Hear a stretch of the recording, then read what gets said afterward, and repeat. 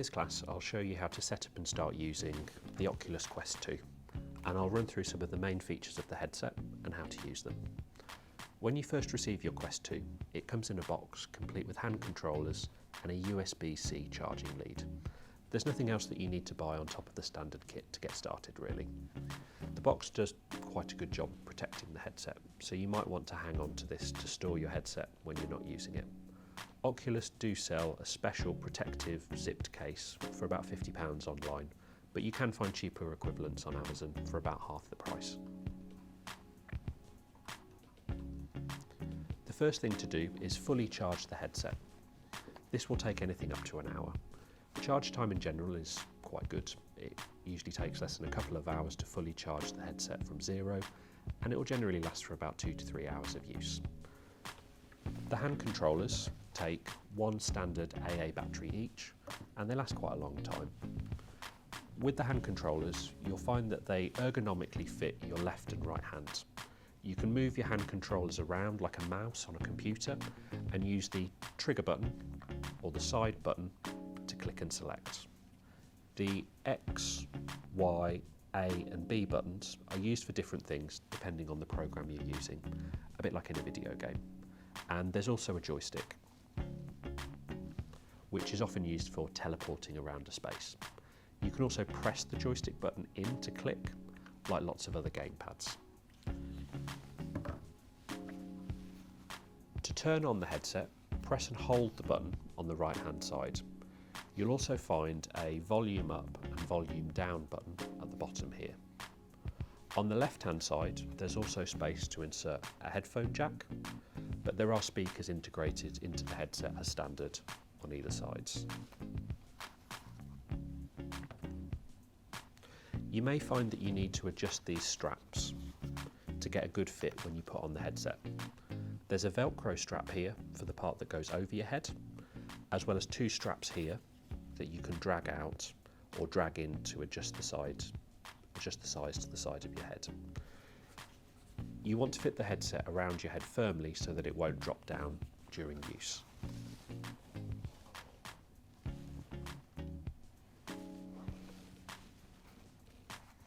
The first time you turn on the headset, you'll be asked to complete the setup and add a Wi-Fi password. You'll then usually need to wait about 15 to 20 minutes for the software to update to the latest version, and then you'll need to go through a quick health and safety video. For the consumer version, which is the one I'm demonstrating here in this video, you'll need to download the Oculus app to your phone or tablet and link this to your Facebook account and connect it to the headset. From here, you're ready to go. Let's take a look at some of the Quest 2 software features.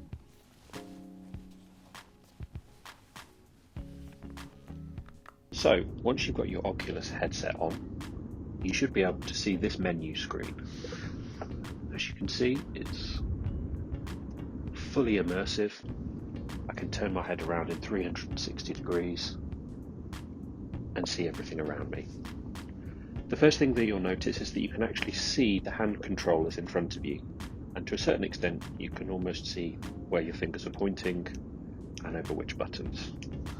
When we're using the menu system, and in most apps, these trigger buttons here are the buttons that you need to be pressing in order to click things, as if you were using say like a mouse on a computer. And when I move either one of my hand controllers, you can see these little cursors that appear. This shows where you are, and if I want to select something, I can point over and press the trigger button on either controller. So I'm going to give you a quick walkthrough of the menu system and how it works. So this menu bar here is universal throughout your Oculus experience.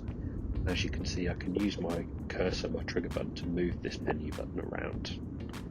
On the right hand side controller, you'll see a little Oculus button. It's a flat button in the bottom right hand corner, and if I press this, it will bring up the Oculus menu in any of the apps that I'm using.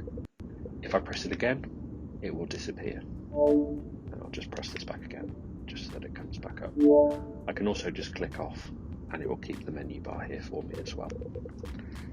So what can I see on my menu bar? It will give you the time, it will give you the Wi-Fi connection, and it will also give you the battery status of your headset and hand controllers. Here I can access my Facebook account details, And the first one along is the Oculus Store. So a bit like on your mobile phone, this is where you download new apps and can discover new content. So there's a search box at the top right here where you can search for things if you're looking for something in particular. And then using either your left handset or your right handset, you can use the joystick just to kind of scroll up and down like so. On the left hand side you can see apps based on kind of different content, so you can filter by different collections. So if you're looking for something which you can sort of play collaboratively or music based, you can see the latest releases or simply what's popular in the charts at the moment. Or you can browse specifically by categories, which you might find useful if you're looking for content for a particular subject, for example. And as you can see, I can scroll down with the joystick on either controller, and then I can scroll across to view content from side to side. This app here, First Steps for Quest 2, is quite a good app to start out with if you want an experience of fully immersive VR.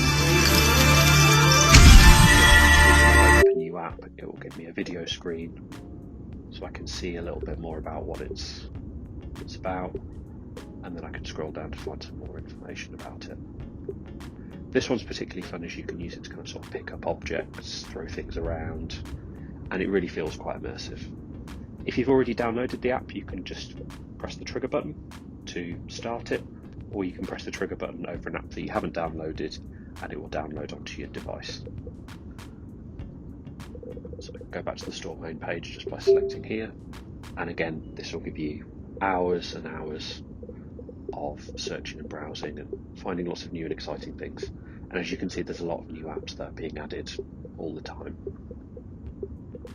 Under the apps section here are apps that you actually have downloaded on your device. So again, you can scroll down and you can see any apps that you have downloaded. Here you can also sort via A to Z, Z to A, or you can sort by different types of apps down here as well. The chats one I'll skip for the moment. Under notifications, this gives you details of if any apps have been updated or need updating or have recently installed. Sometimes apps can be quite large, so it's nice to kind of get those notifications. On the sharing tab here, this is particularly useful. So for example, I'm recording a video for you through this sharing tab here. I can just select this to record a video. I can also take photos. I can go live onto Facebook, or I can also cast to a PC. And in order to cast to a PC, I just select this button, and then I can just go to oculus.com/casting, log in with my Facebook account, and then it should show whatever I can see on my screen onto a computer screen, which is quite useful. You can also cast to iPhone or Android apps as well through the Oculus app. You're going to download an app to your device, and then it will allow you to cast specifically to a mobile phone or tablet as well. So those can be quite useful if you're doing a demonstration for a group of students, or you want to kind of see what people are up to whilst they're on the headsets. And then finally is the settings tab. There's quite a few interesting settings here to play around with. Here I can adjust the volume on my headset. Remember that you can also use the buttons on the bottom of your headset to control the volume. You can also adjust the screen brightness, which might be appropriate if, for example, it gets dark quite early, and particularly during winter you might want to lower the brightness a bit if you're using it kind of later on at night, as it can sometimes mess with your senses a little bit. There's also a night display button here as well, if you want to kind of sort of dull things down a little bit, maybe in the evening when you want to kind of sort of try it out at home, for example. Here you can obviously change your Wi-Fi settings.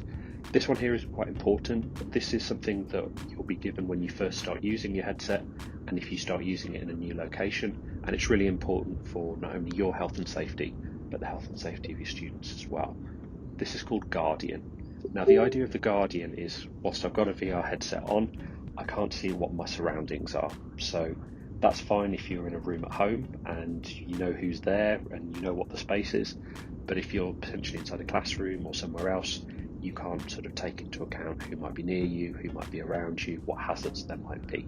So this is where the Guardian comes in, and it's an idea, I suppose a bit like in its name really, that allows to kind of sort of protect you so that you don't go outside a safe area. So if you can see on the floor here, this blue line is my guardian. So it's saying that this is a safe space that I can do VR in, and anything inside this area is fine. But if I step outside of this space, so I'll just see if I can move outside the space a little bit. You may be able to see on the screen that it's starting to give me a message to say go back into your area. So there's two options that I can choose from the Guardian. I can have a stationary boundary. This is usually best if you're sat down or standing up and you don't plan on moving. So as you can see on the screen here, the idea is that you kind of stay in one place. For a lot of applications, this is absolutely fine. You don't necessarily need to move around, and you can actually use the joysticks on your device to move around quite easily. So most of the time, I would recommend using a stationary boundary unless you've got a lot of space to kind of play with. One thing that you can't see on this recording is that there are actually several cameras on the outside of this Oculus device, which it uses to kind of sense if there's anything in the way or what space there is. But outside of this box here, which you can see, I'm actually seeing kind of almost like a blurry grey-scaled view of the room that I'm sitting in, so I can kind of get an idea of what is my safe space and what isn't my safe space. So in this case, I can just kind of confirm it if I want a stationary boundary, or alternatively, I can select room scale. And with this one, it allows me to pick a floor level. So in this case, again, you may not be able to see particularly well because you can't see the camera of my room, but I can set a floor level. So this means that it can customize the VR experience to my height. So with this, I can just move one hand controller down to the floor. So it gives an idea of kind of the height I'm at and what I'm standing up at. And then I can also define a play area. So as you can see in this video here, I can use the trigger button on my controller, and it allows me to just draw a circle around a safe space in my room. Obviously with the cameras I can kind of see where that space might be, and then it means that I'll get a warning if I start going too close to that space or outside of it.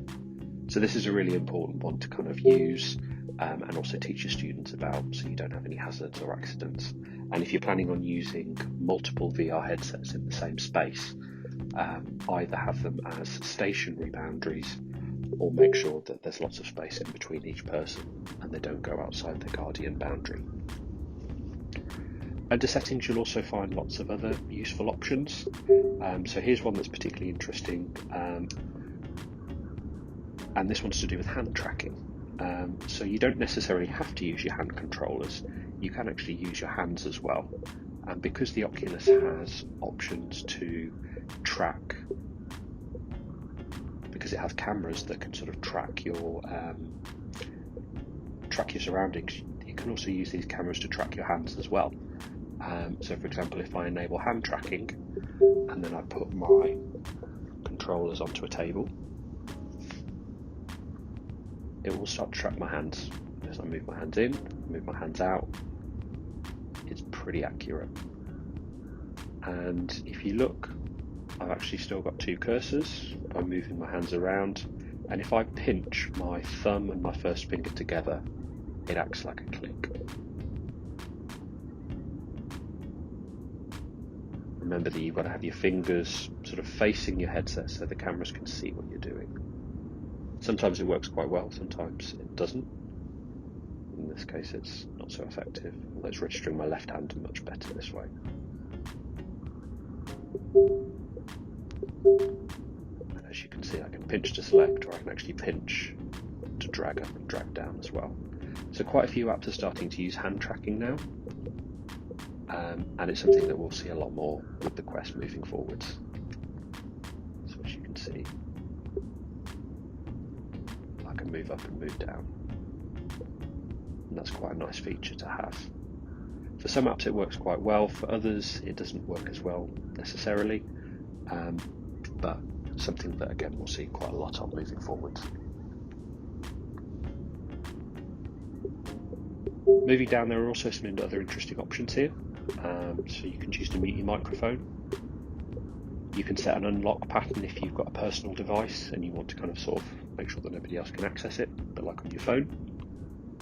Here you've got some more details about the Guardian setting, which might be useful. This option here called Pass Through allows you to double tap the left or right hand side of your headset, and it will allow you to immediately see your surroundings through the cameras on the device. So I'm going to double tap now. You won't be able to see my room, but one advantage is that if you start to hear a noise around you, or you think something's kind of changed within the room that you're sitting in, you can double tap the left or right hand side of your headset and have a look and see what it is without taking your headset off, and then double tap and it will bring you back to your settings. Here you can get some more information about the storage that's available on your device. In this case we have a 256 gigabyte headset. Obviously shows a little bit less because of the formatting, but as you can see we've used a fair bit of that already, so it is worthwhile getting the larger headset if you've got the budget to do so. Down here you've got some more information about notifications. You can set permissions for different applications. This option here, Accounts, allows you to have multiple accounts logged into one device at the same time. So you can have one main admin account, which in this case is myself, and then you can have up to 3 other accounts that are logged into the device at one time.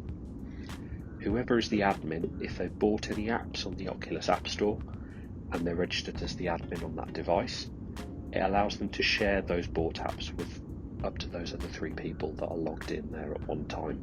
So this might be a nice way if you're using it with small groups of people, with staff or with students.